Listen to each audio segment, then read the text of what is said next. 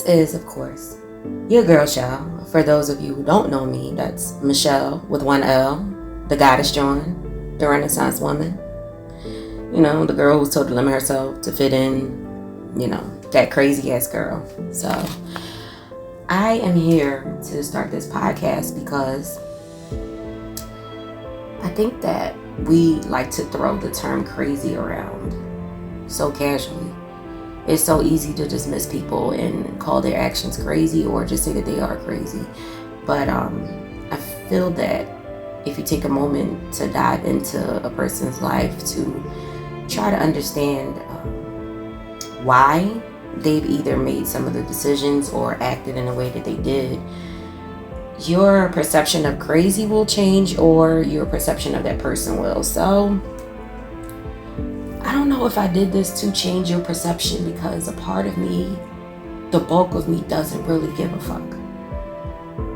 So, yeah, and I intentionally said fuck so that you know that there will be profanity within this podcast series. So if this is something that you can't deal with right now, would be your best time to step out, because in order for me to give you the real version of what's been happening, what's happened to me, and for you to understand what I've gone through, it's going to be kind of hard for me to do authentically if I have to censor myself in the process. So bear with me. I'll do my best not to use profanity unnecessarily, but some shit gonna slip out. So anywho, welcome to episode 1 of You Must Be Crazy.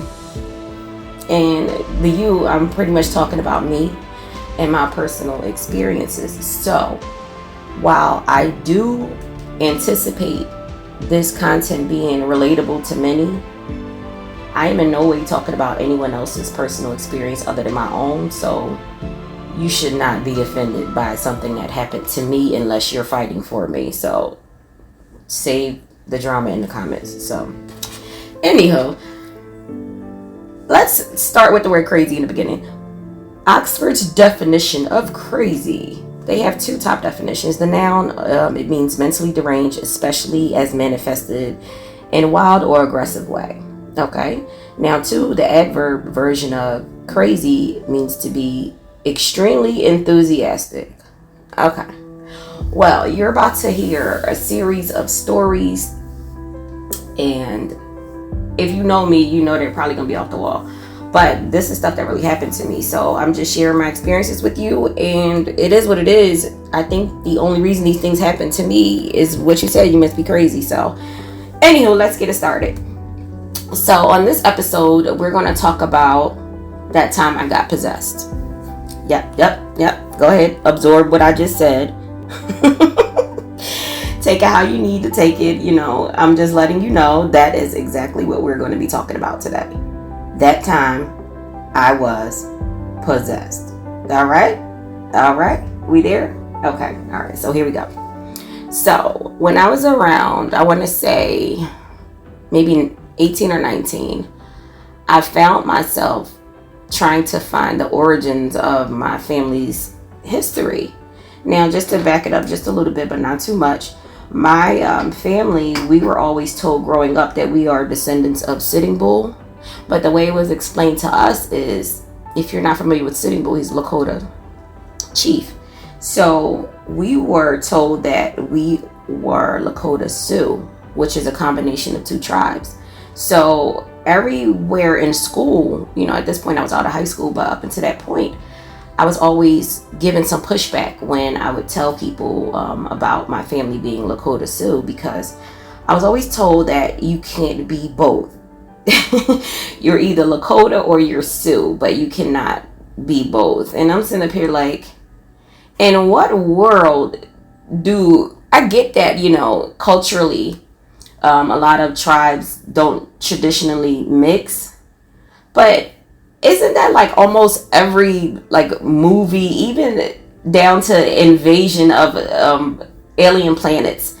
You find 2 species that at some point fall in love with one another. So why can't it be the same concept for 2 tribes? Like, yes, I get that there is tradition and culture, and some people will really stick to that and abide by it from start to finish religiously, no pun intended. But what about those who go against the grain? Like, how many people do you know follow all of the rules and do everything that they're supposed to, do everything that's expected of them? How many people do you know have broken the rules in the name of love? Can we start there? Like, how many times have you set boundaries and then fallen in love, and all of a sudden all of your morals and everything, nothing matters anymore? So let's start there. So miss me with the you can't be both, because clearly a love child was born at some point. But we'll get back to that. Anyhow, so in this quest to find my family's origin, I started looking into, the family history, because when my great grandmother passed, she used to have a lot of what we call artifacts, I would say. She lived on a reservation as a child, but when we were kids, we didn't understand the word reservation, so we were told that she lived in a teepee. We always said Mom and Dad lived in a teepee. So, that was the thing. So, anywho, we lost a lot of that when she passed. I won't even get into how or who took it or what they did with it and why the rest of the family doesn't have access to the knowledge or information without having to pay for it. But that's that. Anywho, so I started looking into things on my own. Now, mind you, this is about 2004, 2005. So yes, the internet existed, but as far as the information database that it is now, it wasn't the same back then. I got some information. I got a few YouTube clips. I was started to learn the Lakota language.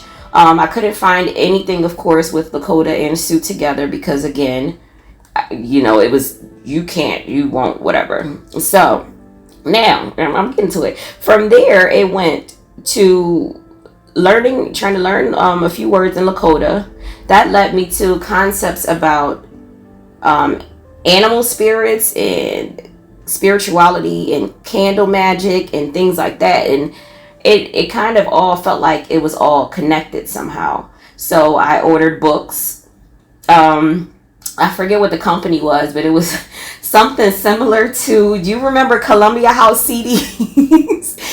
I'm not even going to say, but it's alleged that many people have built their collection of music through Columbia House CD without ever paying a dime. But that's just, something that people like to say. I'm not calling anybody out here. But anyway, it was a company similar to that, where they would send you these mailers in the mail, and you could order up to 5 books for $2 or something like that. And then it was supposed to be a monthly subscription afterwards. So I got my books that way. And I started just reading and lighting candles and things like that. Now, just so you know, I didn't just start lighting candles when I got the books. That was just something I liked to do. I didn't necessarily look at it as a spiritual thing, because again, I'm 18, 19. I wasn't really spiritual, I guess. I didn't know that candles and spirituality had any connection at the time, is what I would say. So I used to light candles to relax. That was my meditation before I knew what meditation was. I would listen to music, light candles, wear myself a bath, and relax. Like, that was something I did since I was like 12. So it was just crazy. But anyway, so and this is where it gets crazy, I started reading and reciting the things in the book, not realizing that that's exactly how you cast a spell. Mind you, my candles are lit because that's just what I do. I have incense as well, and I have specific ones, not because I feel like they're going to have a different outcome, but because I just like, oh, this is the vibe. I like the way this smells. I like this one.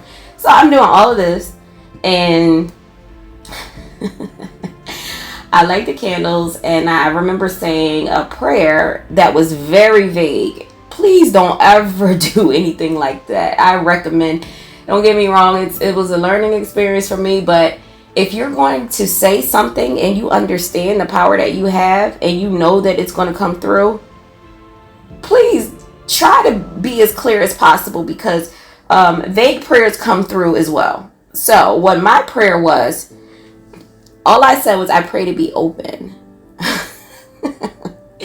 Now, being open in my mind, I wanted to be more receptive to the information that was out there about my family's history, the information that was out there about the spirit world. about candle magic, animal magic, whatever it was there, the things that I was discovering. I wanted to be more open to those concepts, more receiving of that information, and basically having a clarity and a better understanding of those concepts. Now, that is what I meant. But my 19-year-old brain said, I want to be open. Boom. And I don't want to be too religious here, but whatever you believe in, they responded and said, bet. Okay, so here's what happened. Now, this is the first day. So I said this prayer, everything, like my candles, do my whole ritual, go to sleep, everything's fine.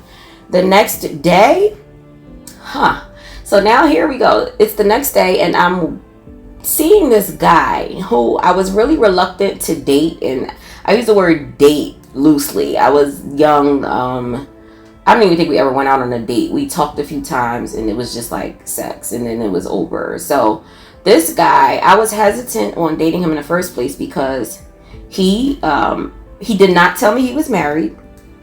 And when I found out, he was like, well, it's not what you think. And I'm like, And then I remember there was a woman at my job who convinced me to give him a second chance because she said that because of his faith, he was most likely looking for a second wife. And I'm like, well, I hear you, but that's a whole nother conversation for another day, because there's ways to go about it. And usually if you're looking for a second wife, why are you lying about any of your relationship status, and why doesn't your wife know? But whatever. Anyway, I'm not going to get into that. But anyway, I was reluctant to date him, but I wasn't really dating anyone else. It was something to do. So he comes over that night. And when he did, now let me tell you this. The sex was crazy. Oh my God. So listen, when he came over, was it our first time? It may have been our first and only time. Yeah, I think it was. When he came over, he was a big guy. Like, he wasn't skinny. He was stocky, husky. He had a little bit of weight on him. Looked like he could play football and tackle a motherfucker like real fast and easy with nothing and not break a sweat. But, baby, he had a third leg too. So that thing was hanging, and it had some girth to it. So I was like, oh, good Lord. He did like some type of wrestling move to me. Now, I don't watch wrestling like that, but I have seen clips. And he had me like, somehow, imagine him like almost standing up, and it was almost like we were scissoring. He had me upside down. I don't even know how he was pulling me. I don't get it. Whatever. I just remember being upside down and it folded like a pretzel at some point. Like, he was doing a whole lot. He was pulling out all the stops. So if he was auditioning to be a husband, he was showing me that he had the moves. Like, the head was crazy. He did ask me to eat his ass, but I didn't do it because I was 19. I wasn't. No, I was not doing that. Sorry. But anyway, I sped past that. But anyhow, so while we're having sex, it was amazing and everything like that. At some point, he starts hitting it from the back. Right. So while he's doing that, I feel myself, about to have a, big O. And I start feeling like something's coming over me. Like, I felt the energy in the room shift. And we're going to talk about that in another episode too, about what happens during orgasm. But anyway, I felt the energy shift, and not in a bad way. It was almost like something had opened up. Hence, remember I asked to be more open. So maybe it was me that was opening up. But now what happened immediately after that, we're still fucking, by the way, as this is happening. So I feel me opening up, I feel it from my back, like my spine. And it's like a tingly feeling. It feels, I don't even know how to describe it. It feels great. But then I started speaking this language that I didn't recognize and I had no control over. Now, mind you, he's still dicking me down while this is happening. So he thinks that, I don't know, he's fucking me so good I start speaking tongues or whatever he was thinking. But Of course, his ego is beyond manageable at this point, so he's still going. He's like, yeah, okay, I done hit this bitch into another language. I got this. So I'm feeling weird about it. I've never gone through something where I couldn't control what was coming out of my mouth. It was almost like, when you see people with Tourette's, they have these involuntary speech, which was later diagnosed, but we'll get into that too. It was like that, but it wasn't in English, and that's the only tongue that I knew that I spoke at the time. So I'm like, okay, and I'm not even sure if it was the Lakota that I was learning, because it didn't sound like that either. At the time, once I came, I still felt something over me, but it just felt weird. I came and we laughed and we joked about it, right?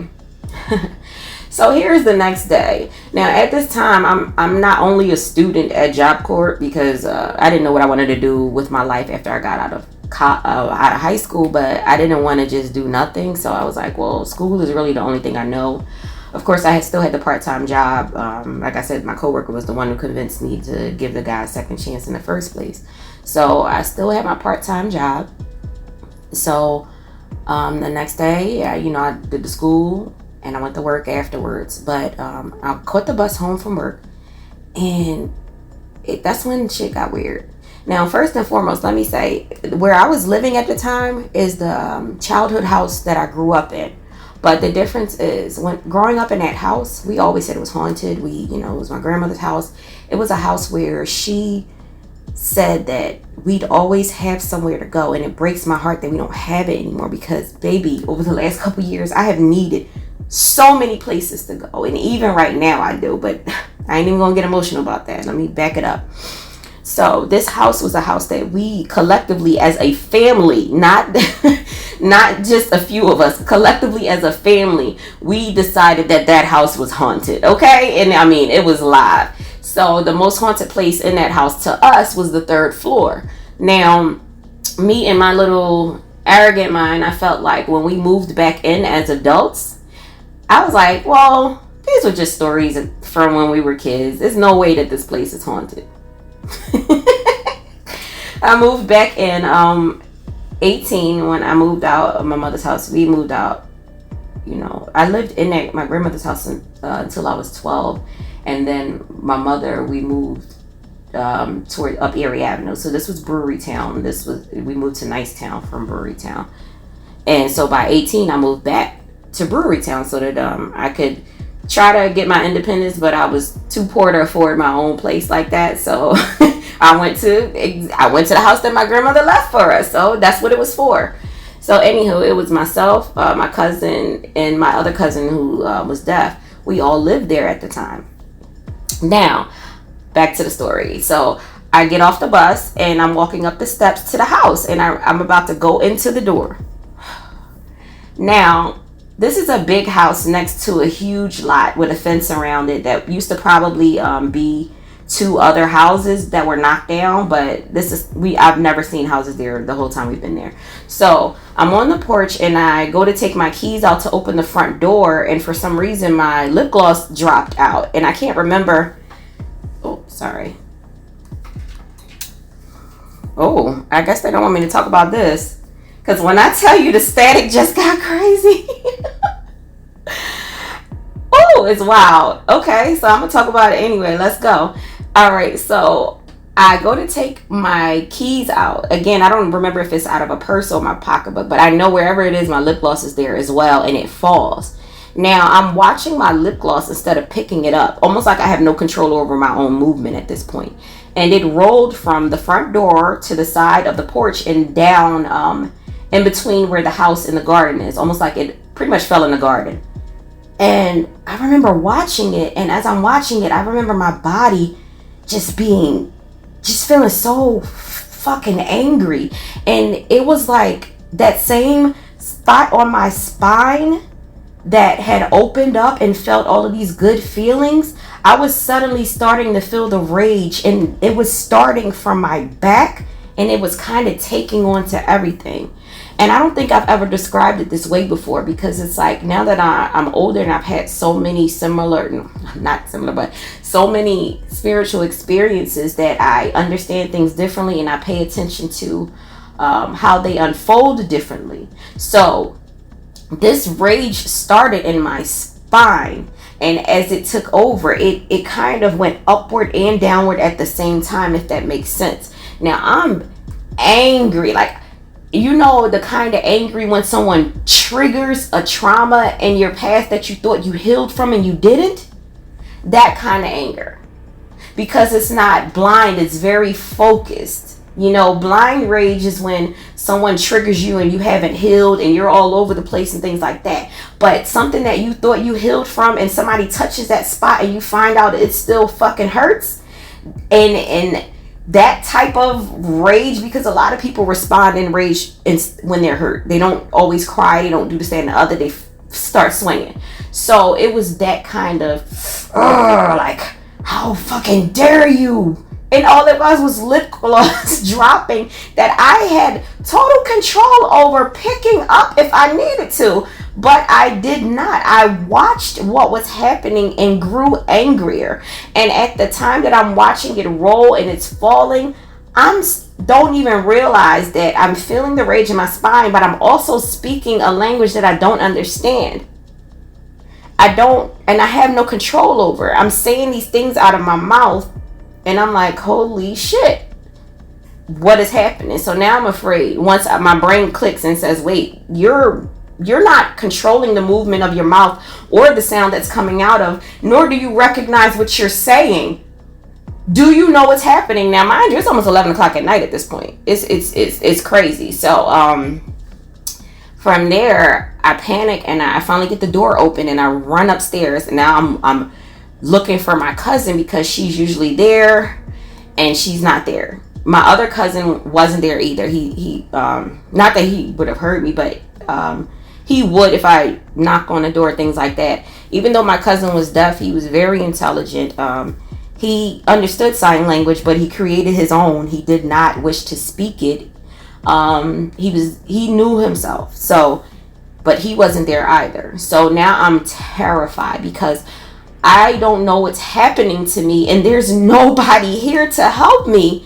So I'm running around. My cousin's boyfriend wasn't there. So now I'm running upstairs to the third floor where I was staying. Now, mind you, this is the same third floor that I was terrified of as a child. Not only me, but everybody else. But the third floor that I forgot about and thought they brushed it off, thinking that these were just ghost stories that you tell a kid to scare them. Things like that, forgetting that some of these weren't stories, some of these were memories. But go off. So I run upstairs to the third floor, and then I remember before I could get to the top of the steps, my eyes just caught like, do you know how the way a kite swirls around in the wind when it's a nice breeze? Once you get it up there, not when you still have to run and get it to take flight. When the kite is already in the air and it's kind of like swaying almost like in a figure eight sometimes, or, you know, that just gentle back and forth, but very slowly. My eyes, that I couldn't physically see what they were fixating on, I knew that my eyes had locked onto something that was floating around in the ceiling at the top of the stairways on the third floor. So I don't know. I'm still afraid. I still can't speak English. Now tears are coming down my eyes because I have no control over my body. I'm going to keep saying this so you understand. Like I'm running up the steps. Yeah, I have no control over what's coming out of my mouth. I can't stop it from speaking a language that I don't even understand. Can you imagine being conscious to your body doing shit that you are not telling it to do? I'm not talking about a muscle spasm. I'm talking about full speech, full anger, full rage. Okay, all of that. So I continue up the stairs, and the way that the house is set up, when the third floor was unfinished, that's how my grandmother was able to get the house at such a deal, because it was supposed to be complete. The third floor, if you go directly to the top of the steps, if you were to continue to go back, there's a big back room, which I'm guessing would have probably been like a combination of kitchen, living room type of area, because it looks like it was supposed to be like a small apartment. directly at the top of the steps to the left, you'll see a small room that looked like it would have been the bathroom if they finished it. And then to the left of that, there is a bedroom that connects through a doorway to the other bedroom, which is all the way in the front of the house. Now you have to, of course, walk all the way around the stairways to get past these parts. Fine. So I'm going. My bedroom is all the way in the front, by the way, the front of the house. So I run to my bedroom because, you know, we had house phones back then. My house phone was plugged up. I had a cell phone, but okay, 2004 was different, y'all. I had fucking minutes. I think I had a Boost Chirp, the one that flipped up and had the mirror on the back. I had one of those, and I wasn't trying to use you still had to buy minutes and stuff back then, so you know you tried to save the things everywhere. But anyway, so I ran to get the house phone. It was a cordless, and I called my mom. Now by this time I am screaming. I feel hot, like physically hot, like my body's burning up. Like if you could hear that, I just scratched my chest. I don't know, I'm animated over here, but I felt hot, you know, like burning up, and I didn't understand what was happening.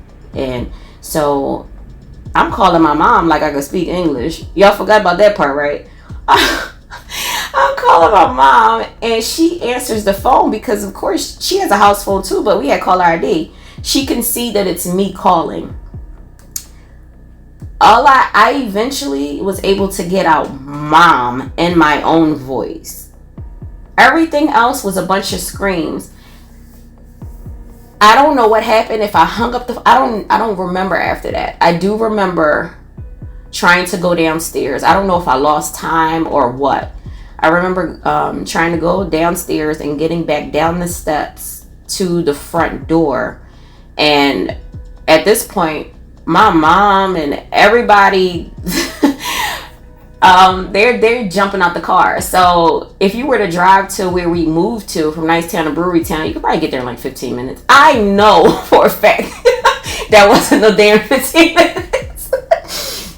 This is the same mother who, when I was hit by a car at 6, she drove from Lafayette Hill to Brewery Town, and they said it was under 15 minutes. So you can imagine if she thinks, you know, something's wrong and she hears it on the phone, she knows where I am. There in Nicetown versus Brewery Town, look, it's not that far. We're talking about Cecil B. Moore to Erie Avenue in Philly. That's not that far.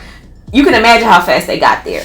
But when they did, mind you, we're a family that grew up in this neighborhood. A lot of people in Brewery Town before, you know, the current changes and the development and the university taking everyone's houses and kicking them out and putting liens on everyone's property, forcing them to sell.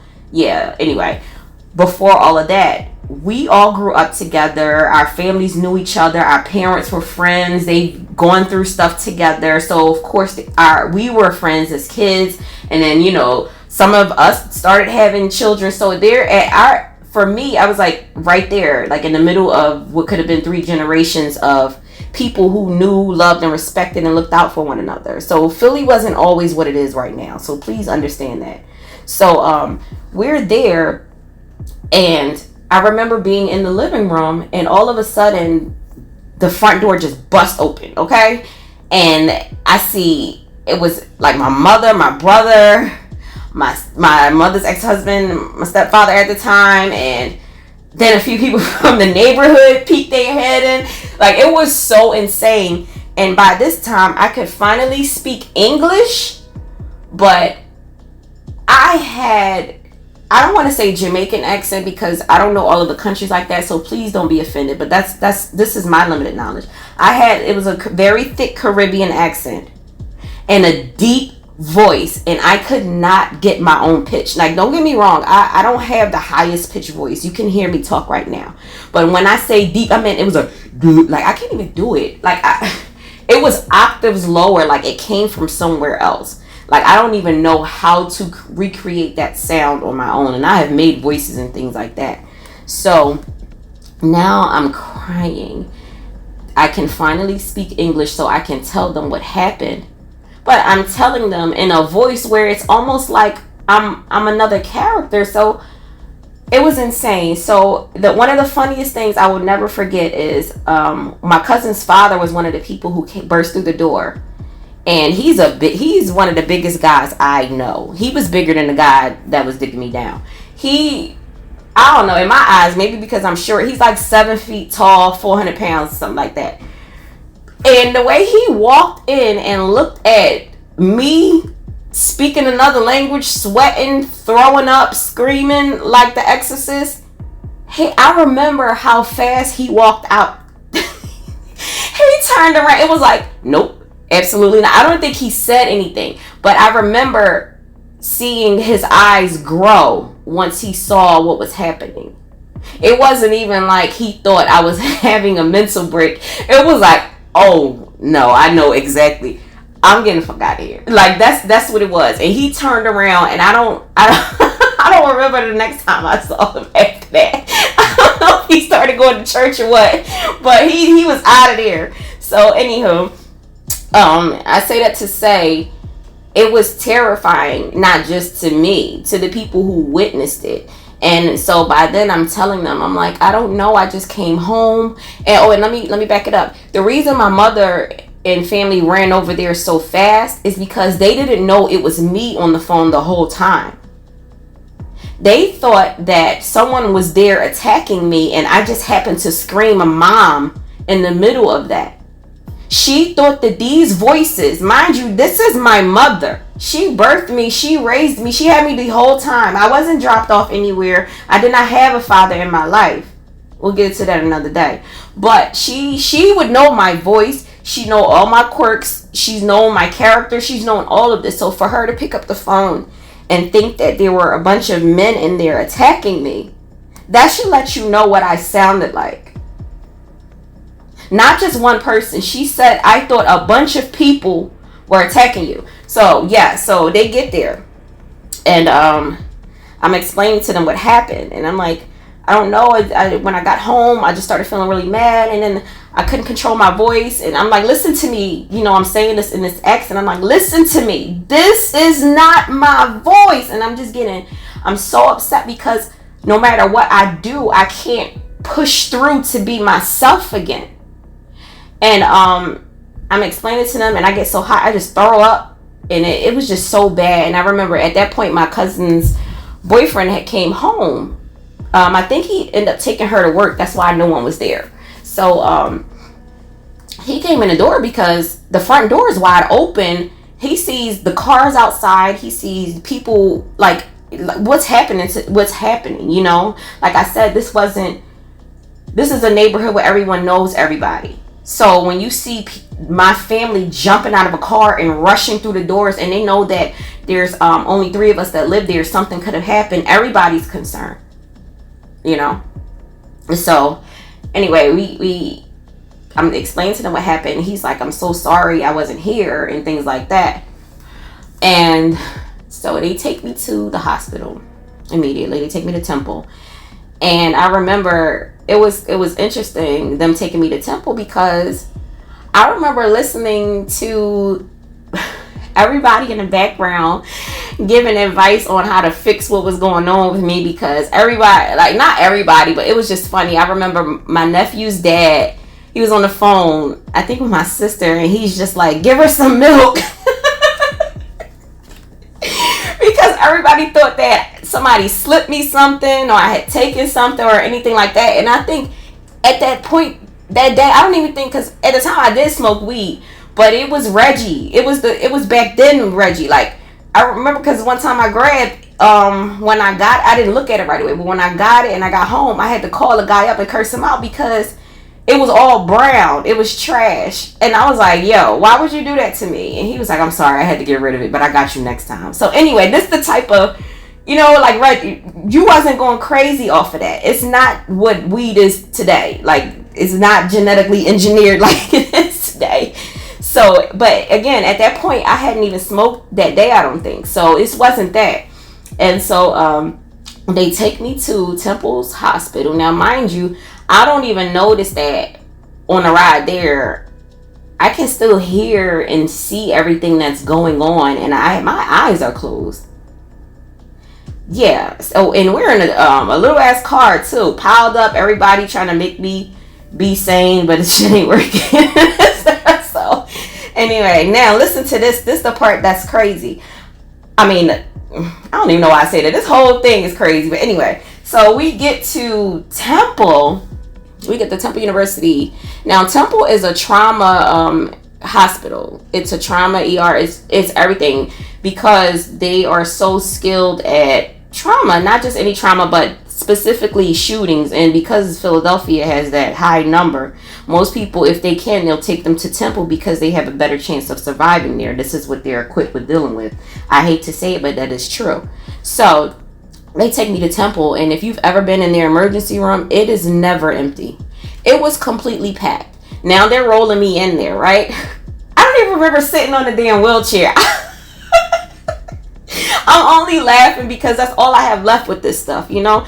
I've lived it, I've survived it, we could talk about it, and I'm not offended if you laugh. I do not care. Let's laugh together. Anyway, so I'm in Temple's ER, and then I have my eyes closed. But when I tell you, I started naming the people that were in the ER and threatening to expose secrets about them.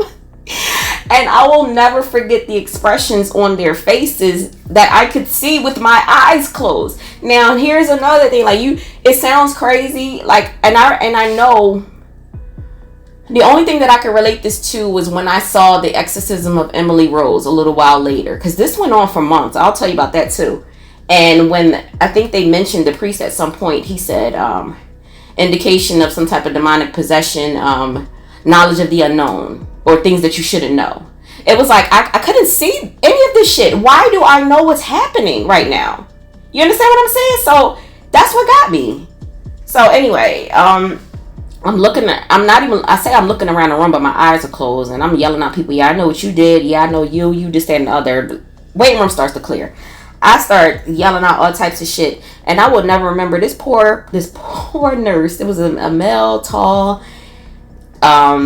He almost looked like Ken doll, like blonde hair guy.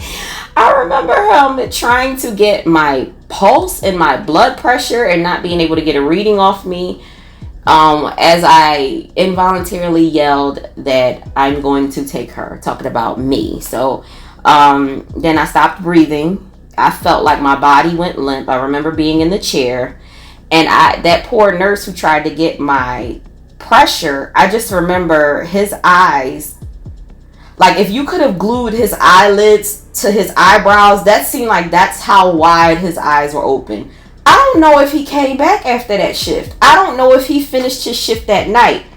And I wouldn't blame him, because anybody coming in there with their eyes closed yelling at everybody in the waiting room, names and everything, and then she started yelling, I'm going to take her. Now you can't get a pulse, blood pressure, nothing, but you can see she's here and she's breathing, so you're just like, I don't even know. So before anyone thinks that I'm just, crazy, but whatever, they did all testing. They didn't find anything in my system. They did an MRI, okay? An MRI on my brain, because they just knew my crazy ass had some type of tumor that was pressing up against me. Like, it was so insane. And everything came back fine, but it was while I was waiting for the results of the MRI, I had another nurse. And now this nurse, I don't know if she was from Jamaica, but she had an accent. She and I sang a song together in another language. Do you hear what I'm saying to you? And afterwards, she asked me if what island I was from. You know what I mean? She's like, you from the island? What island? You know what I mean? Something like that. Because we sang that fucking song together. I don't know what song that was. Still. And we smiled and sang it together. I don't know. It was almost like when she came in there, I knew that this was like a song either from her childhood or whatever it was, whatever it was, we sang it together. And they sent me home with "We've Got Nothing." So, I'm sorry. I had to clear my throat a little bit. I've been going for a minute. So, After this, they sent me home, and I'm still a student at Job Corps, of course. Now, by the time I get home, it's like 5 o'clock in the morning. So if you go to Job Corps, you have to call out. You can't just not come to school. They make you call out like a job so that they can document how many days you missed and hold you accountable and let you know this is what the employers do in the workforce. Blah, blah, blah. Okay.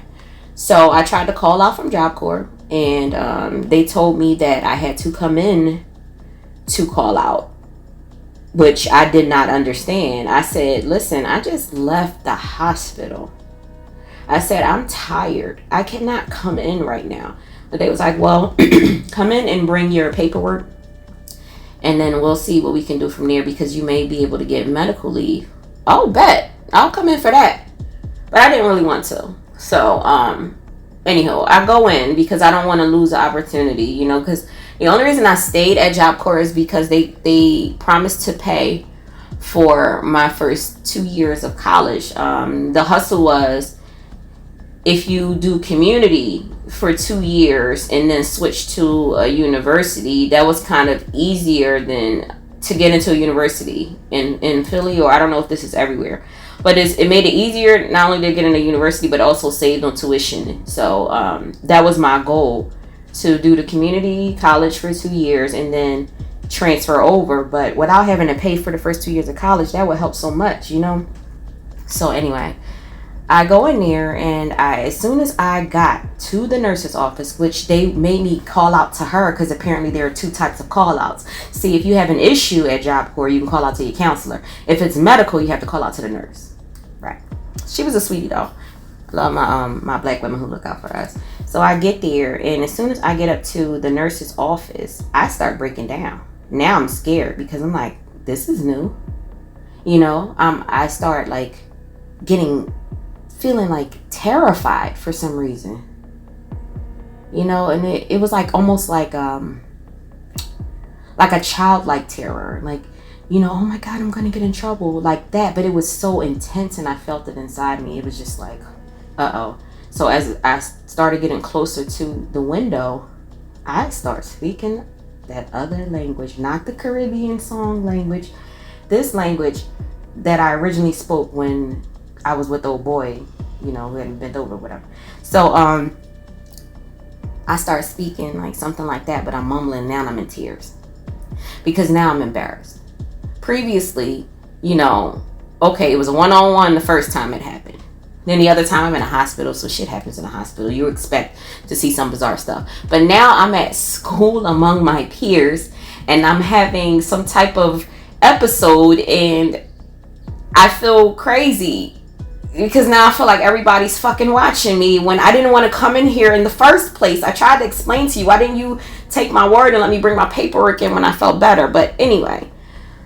So, yeah, I start breaking down, and my counselor hears this, and I don't want to say his name, but he was a sweetie too.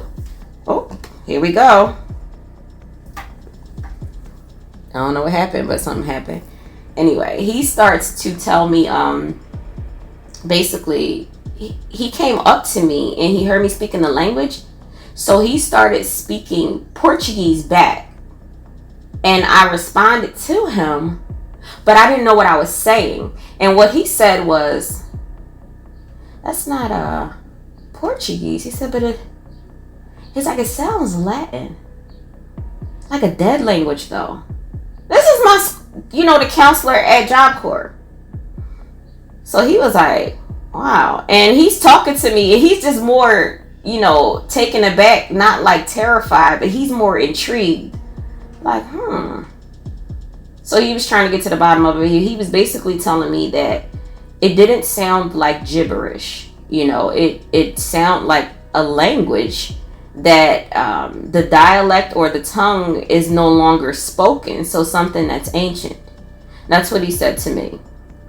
So from there, they took me to Germantown's Crisis Response Center, which I don't even think it's open anymore, but it used to be. They had a connection with Einstein, where if you were having a mental crisis or some type of mental breakdown, they would send you there, and then if you needed to stay, you would get admitted to Einstein's 7th floor. What do you think happened to me? Right. So I don't even know if I should pause this now, or because I've been going for like 45 minutes straight. I may as well finish it. All right, so let's go. All right, so from there, I get to I'm in Germantown's crisis response, and I'm just sitting there, and this is to date it. Now this is how you know that I'm not lying about this. While I'm in Germantown's crisis response center, we're sitting in a waiting room, waiting to be evaluated by. We had to see more than one doctor. I saw more than one doctor. I saw the intake person. She was such a sweetheart.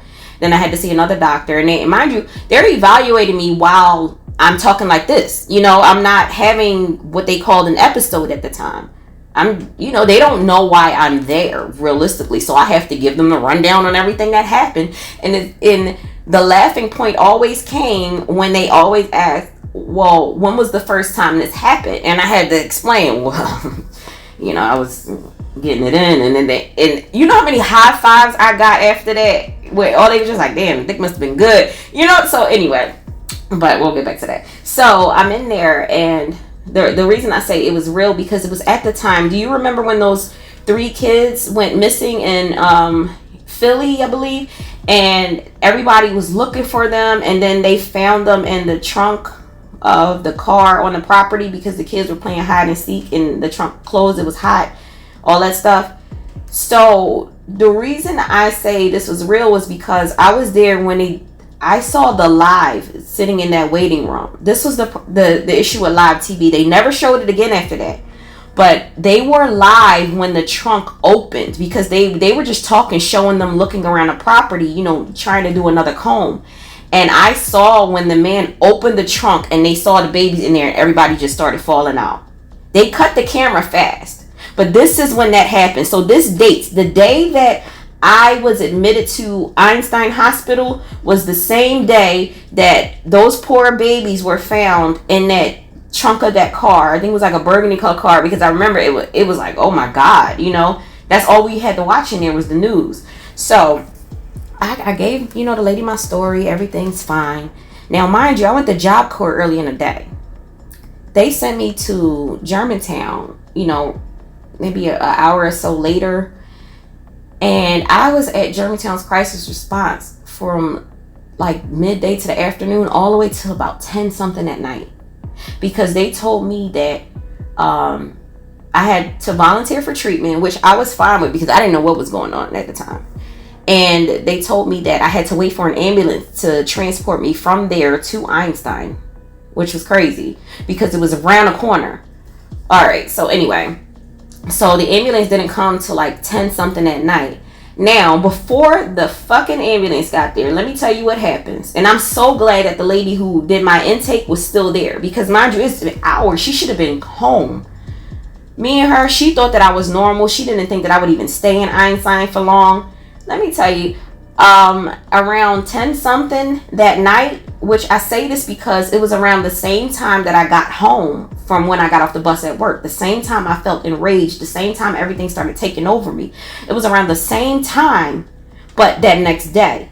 And it could have been around the same time that I was having sex with the guy, but we was getting this so crazy. I don't even remember what time it was. Okay? So anywho, around 10 something, almost 11 o'clock, I started screaming at the top of my lungs in a language that I could not understand, control, anything like that. And I was terrified because, again, that involuntary speech act came out earlier that day. And also, in the hospital and all of that, it was never screaming this loud. This was loud, like somebody's yelling at the top of their lungs. And for all you know, it sounds like gibberish because you don't know what they're saying. I don't know what the hell I'm saying. I can't even translate it for you if you ask me. So I started screaming, and it's a language nobody recognizes. And the doctor who did my intake, she's down the hall. She's like, she came out the door because at this point, everybody else had been transported. They looked at me like I wasn't an urgent case because, again, I seemed fine. You know, that ambulance got there right after that anyway. So she looked out the door and she said my name, like, and she's like, Miss Adams. And I couldn't control what was coming out of my mouth. So while I'm screaming, yelling, tears are streaming down my face, and I just shook my head and I said yes. Like, so at that point, she understood everything that I was telling her. Like, I had no control over this. I'm not violent with it. I can't control it. It sounds dangerous and scary, but I'm like, imagine how many people went through stuff like this or episodes like this, and they couldn't articulate what was happening to them, and as a result, they probably lost their lives or something, you know, or stuck like that, you know. So it was just a lot. So from there, they transported me to Einstein. I got there. They were so fucking terrible to me. When I got there, I couldn't speak English anymore. So they thought, I don't know if they thought I was from another country or what, but when I got there, it's the assumption that because people are having a mental crisis, that they don't understand the world that's around them.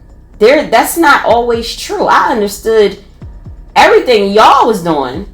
I just had no understanding of what was happening to me. So when I came in there speaking this other language, I will never forget how disappointed the staff was at my arrival. One of the male nurses literally said, I don't have time for this shit tonight. And I don't give a fuck, because that's just how y'all were. Y'all was terrible to me. I will never forget it. When I went in there that night I'm 5'2", okay? I'm little.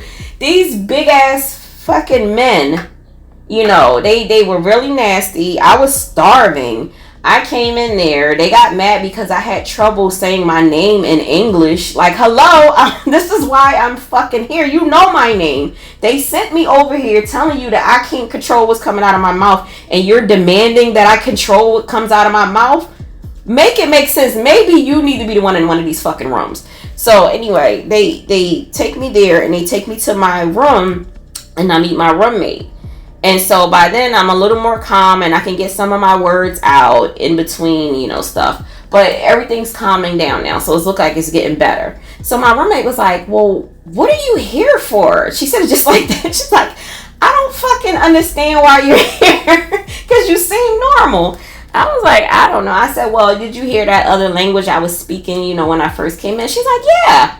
I said, well, sis, I only speak English. She's like, get the fuck out of here. And this is like everybody's reaction, because again, the language did not sound like gibberish, okay? It literally just sounded like I was talking, you know. I would speak my native tongue when I wanted to, and I would speak English when I wanted to. So that's what it seemed like. So she was like, well, what do you think the other language is? And this is the part. I said, I don't know. And I jokingly said, maybe it's Aramaic. And she was like, Aramaic? Oh, you mean Christ? And when she said Christ, she kind of pointed at me when she said it. When she said, oh, Christ, and pointed at me, I fell into the wall. It felt like somebody hit me in my chest and pushed me back into the wall. So now I started screaming at the top of my lungs again in this language that I don't understand. But now I'm terrified, because those same fucking nurses, which, where were the women? Okay, it seemed like it was like two, maybe, I don't even know, maybe two women working, and they were behind the desk. And now I'm screaming and I'm terrified, and they come running in the door. You know, they gripped me up. It was like 4 of them. Mind you, I'm in the corner screaming and crying because I'm scared. Not that I'm attacking her. So when they gripped me up, my roommate was like, get off of her. She was like, leave her alone. She's not doing anything. Like, she was riding for me even though we just met. And I'm just happy because she came to my defense to let them know that I wasn't hurting her. And the reason they gripped me up was because, first of all, like they said, they didn't have time for this shit. I just got there. They don't know anything about me, and I'm screaming in a language that they don't understand, so it's automatically perceived as a threat. So these grown-ass men gripped me up and threw me in what they call the quiet room. Asked them about the quiet room. The quiet room is that room that you see on TV. Every time they show a mental patient being put somewhere, strapped down to a fucking bed, left in solitude, that's the quiet room. And I thank God that they did not strap me to that bed, because I already had this like fear of being tied down anyway. But the way that the men gripped me up, it already struck fear within me. And for them to throw me in that room the way that they did and lock the doors, it looked like a prison cell. You can't get out. And then in that room, it's just, the lights are like flickering. They have these vents, which all rooms have the vents, but for some reason in the quiet room, the vents sound like it's a motherfucker climbing through them. Like what's that old movie? They gotta climb through the vents to pull off the mission and shit. It was like that. So I'm like, am I in here for treatment, or am I in here to be driven crazy? You know, and so I'm terrified. Oh, and not to mention, they gave me 4 different pills before I don't know if it's before when they threw me in there. No, when they threw me in there, they made me take 4 pills. That's what it was. I know one of them was an antipsychotic. One of them was an Ambien. And then the other 2 were supposed to make me calm down or go to sleep. I sat in there like, I want to say an hour or so after they gave me that, just sitting up on the bed, rocking back and forth. I don't know who the fuck y'all thought y'all was putting to sleep with them drugs, but not nobody that's possessed. Nothing did anything. I wouldn't even have to blink if my eyeballs wasn't going to get dry. Like, that's how untired I was. And mind you, I didn't spit a pill out. They made me take them. I don't even want to say they made me take them, put it like that. So for me not to be even yawn, it was insane. And I'm so thankful for this one male nurse. He kept walking by because he felt so fucking bad. He felt so bad, but you could tell he was very timid. I'll never forget, because he had on like those thick black David Ruffin glasses, and he was a little bit older, but you could tell he was like a nice guy, and he didn't want to cause any conflict or anything like that. He literally kept walking by randomly, acting like he was doing his rounds, but I noticed he would check in, because the quiet room just had one fucking little window, just like a cell, and you look in, you can't see what's going on in the world. That was it. So he eventually came in, and he was like, "Are you hungry?" And I just started crying, and I'm like, "Yes." You forget, I left the hospital, came to school, went to Germantown. I think they gave me a box lunch while I was there. Waited hours for the ambulance to come there, only to get there and then be thrown into the quiet room for hours. So what he did was, the reason he kept checking on you, because he knew that it wasn't fair that everybody was getting to eat dinner. I got there. Y'all didn't even check to see if I was hungry. I didn't see when the last time I ate. Y'all locked me up. Y'all drugged me. Y'all didn't even come by and see if I wanted anything else to drink. So he came and he went and he had to find some food for me. It was ice cold. I'll never forget.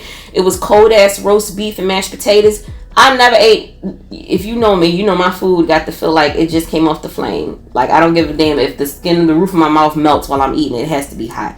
I have never consumed anything so gelatinous and cold like that so fast in my life. I was hungry, and I felt like the place was trying to break me. But it was like I really didn't have much fight within me that day. I didn't know what was going on with me. It is what it is. So I took it. I drank it. I ate the food. He gave me the little juice, the little juice cup things, the plastic ones with the aluminum foil top. You got to peel back.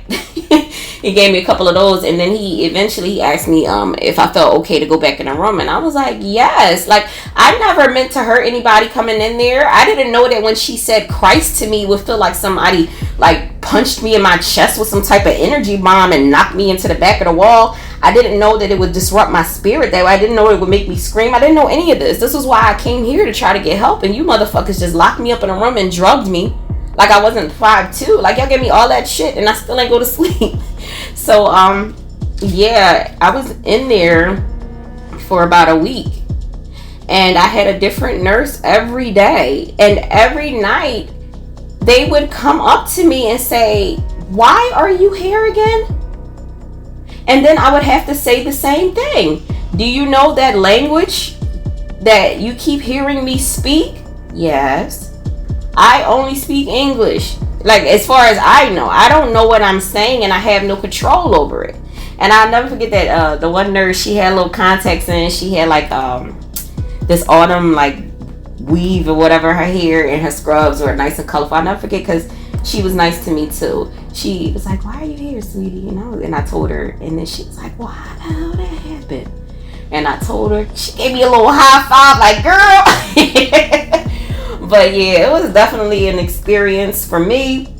It did not end when I got out of Einstein. The only reason Einstein let me go was because they agreed that I could do outpatient psychiatry, outpatient therapy. What did they diagnose me with? They said it was involuntary speech. They told me, and then when I went to outpatient psychiatry, this was even funnier, because these definitions, they changed so much over time. He told me it was dissociative disorder, and then he showed me this book that I still cannot find. He printed out a definition for me where it was like, belief that one is being possessed by a deity or anything like that. And my thing was, when he had come up with this diagnosis, I was just telling him everything that happened, but I don't know, he was weird. So that was just something he showed me. But I guess in the end, he just diagnosed me with being crazy and then sent me on my way.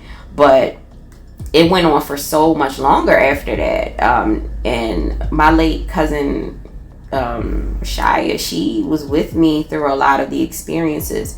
One of the most heartbreaking things about it was seeing how many people were afraid of me when I was going through it, because I had no control over what was coming out of my mouth. So people automatically assumed that I was dangerous. It was like I didn't want to physically harm anybody. There were some thoughts of doing bad things, but I knew they weren't mine. So I kind of fought it. And then when I tell you, it was like a battle of wills. Like, imagine fighting something that you can't see for months on end.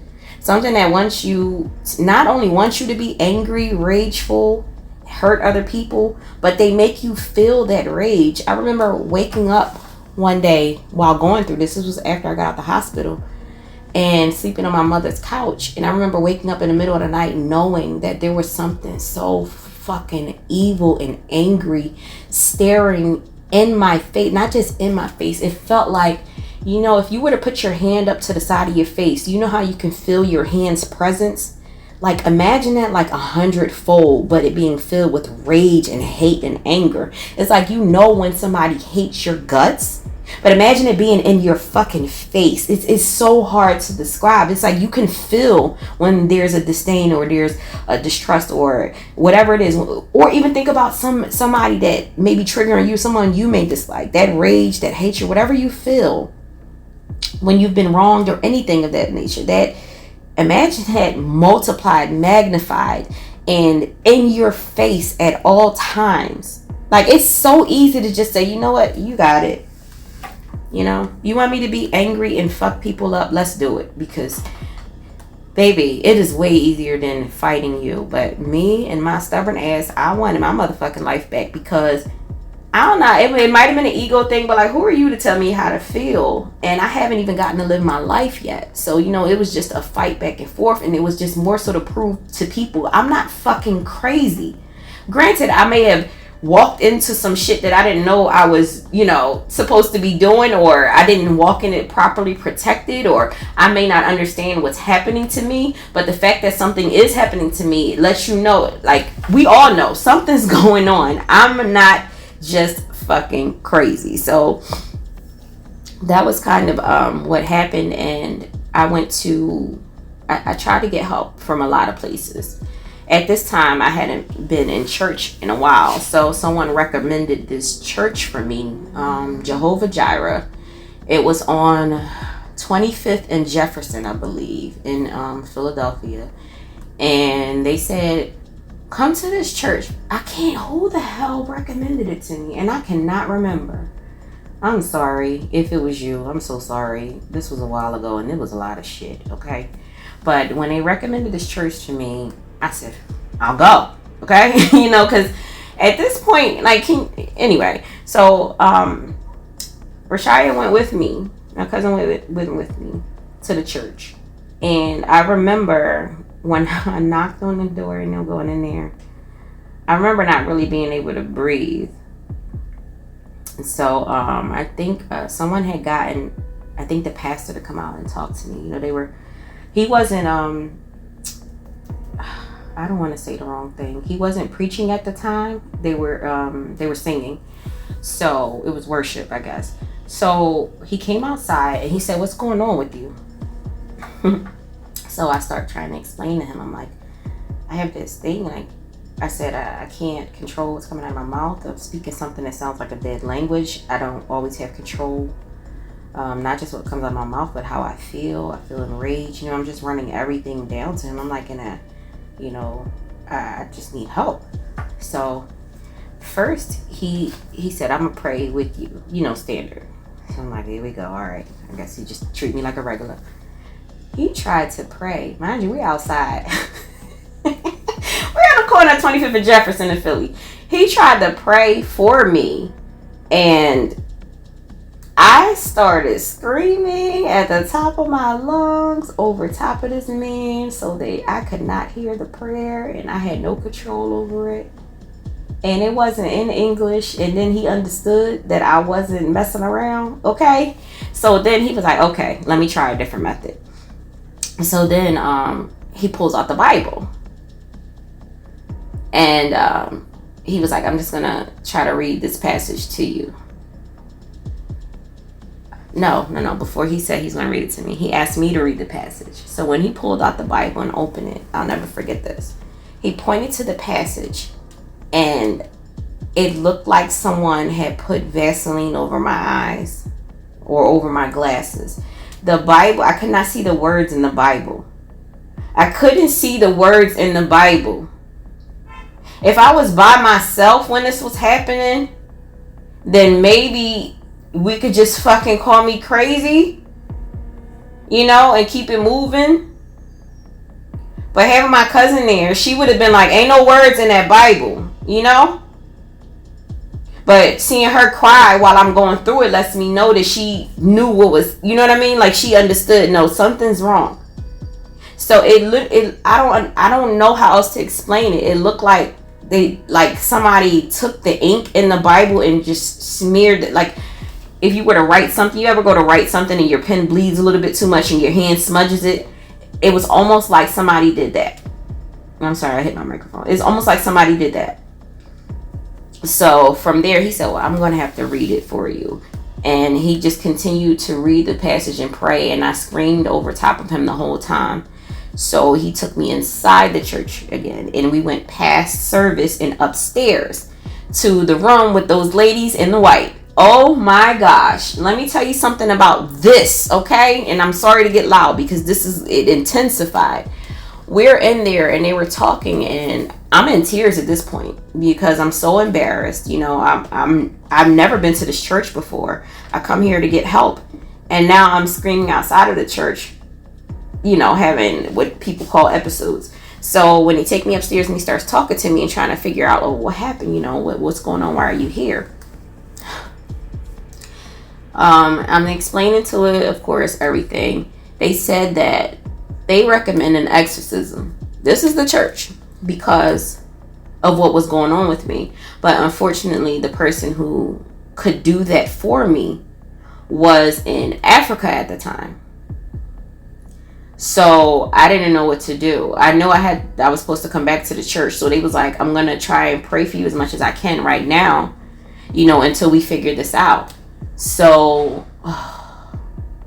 they surrounded me and started praying, and it felt like I was on fire. Like everything felt burning. And then I had this crazy person used to tell me, like, "Well, you never been on fire before, so how would you know?" You ever been fucking burnt before? You ever been burnt by steam, fire, accidentally burn yourself? You ever light a match and burn yourself? Come on, don't play with me. A tingling sensation? Have you ever burned when you peed? Like, what burning feels like, okay? Imagine this from head to toe, all because people are praying. They had this what is it, castor oil that they usually bless? I remember they had blessed this oil and they put it in the water and they had it in a cup and they put it in my mouth and it wouldn't go down my throat. It would not go down my throat. They tried to keep my mouth closed, keep it in there. They're surrounding me praying. And then I remember one of the elder ladies, she had one of the ladies in all white. I remember her she was like, no, we're not going to let this demon win. She got to my ear the way you would whisper in someone's ear, like in a movie, put your mouth next to it. She was speaking in tongues. Baby, I could almost see whatever it was screaming. Okay? I screamed. Look, I screamed. The scream I screamed? No. I started screaming at the top of my lungs. And did I mention service is still going on downstairs? Imagine you're in church and you hear them exercising someone upstairs. I screamed and cried and everything for so loud until I could barely breathe or move. My whole body was drenched from sweat, from overheating, from fighting while these people prayed over me. And then eventually I remember being so weak, they tried the water again and I was, I kind of got it down, but then I threw it up. So then they tried again. Like, it was just insane. And then I remember feeling stronger after that, but still feeling like whatever it was still close by. So I never went back to the church only because I was I was terrified and I was embarrassed. And I didn't like the forced Christianity. I never did. Forced any religion. But for me, it was mostly Christianity because that's what I was around. So I didn't want to feel obligated to constantly be there. Don't get me wrong, I was definitely grateful for this man. But at 18, 19 years old, I wasn't really... I think a lot of the things that I did was mostly shunned within the church, or you're constantly being told you're not this, you're not that. I was just starting to get tattoos and piercings. It was like, take this out, you can't come to God if you have a piercing. You can't have tattoos because it's mutilating yourself. Well, I was like, I can't untattoo myself. Taking a piercing out is one thing. But, it was just a lot of... I felt unworthy in that place. So I wasn't excited about going back. I was still terrified. I felt stronger than I had been throughout the whole experience because I started to have more control over my body and what would come out of my mouth. Moving after that, whenever that thing would try to come out, sometimes it would come out, but only like a word or two. And then I would regain control of my mouth, my body, my speech. So, yeah, I guess that's it. I don't even know what to say after this. So, yeah, I think this is where we will end it, I guess. I think the whole point of me kind of making this episode was to get you kind of into what drove me in one direction, or swayed me in one direction, I should say. You'll see more as we keep moving forward, but I'm just laughing because it's like, damn, that was a lot for the first episode.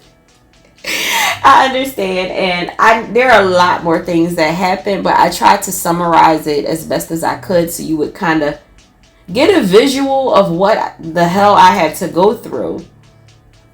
All from just trying to figure out my family's lineage, which shouldn't have been hidden from us or taken from us. But if you are black in America, then you already know how that goes. So, I don't know. I think sometimes we reach a point in our lives where we all want to understand, okay, what's the point? Why we're here? And a lot of times in doing that, you have to know who you are and where you come from. So it's just, I don't know. It was part of my journey. I guess this is where it kind of started. But I think that as we progress through these episodes, you'll understand how I don't think it kind of started. I think it's always been something. It's just These are the highlights. These are the reels. These are the pivotal moments that, okay, this is where this part activated. This is where you became conscious of this. This is where you elevated yourself. This is where you learned boundaries within this world and the other. So it's just, I don't know. Call me crazy. Call me whatever you want. I must be crazy. You must be crazy too, because I know that I'm not the only person in this world who has gone through something similar. Maybe not as aggressive. Probably weren't as irresponsible as I was. But like when you're young, you don't even know. Like if it's an unknown and you're oblivious to the unknowns, it's with Samuel Jackson's unknown. Like how can you protect yourself from things that you don't even know exist? So I guess this is my cautionary tale to you. These fucking things exist. Protect yourself. If you're going to request for something, I don't care what you call it in this day and age. I know 2024, oh my God, we rebrand every damn thing, even down to this thing, a podcast. We were doing a radio show way before y'all rebranded them as podcasts. It's the same damn equipment. It's the same software, the same frequencies, the same audio requirements. It's just now y'all favorite. Never mind. Anywho, but in this year of rebrand, if you are trying to manifest the things that you desire, please be clear and concise and understand what you're asking for. And if you don't, before you speak, do some more research before you finish that prayer. So I'm going to end it here. This is, Shell with one L, the goddess Joan, the Renaissance woman, the person who was told to limit herself to fit in. That crazy ass girl. Say what you will. It is what it is. I'm out of here, y'all.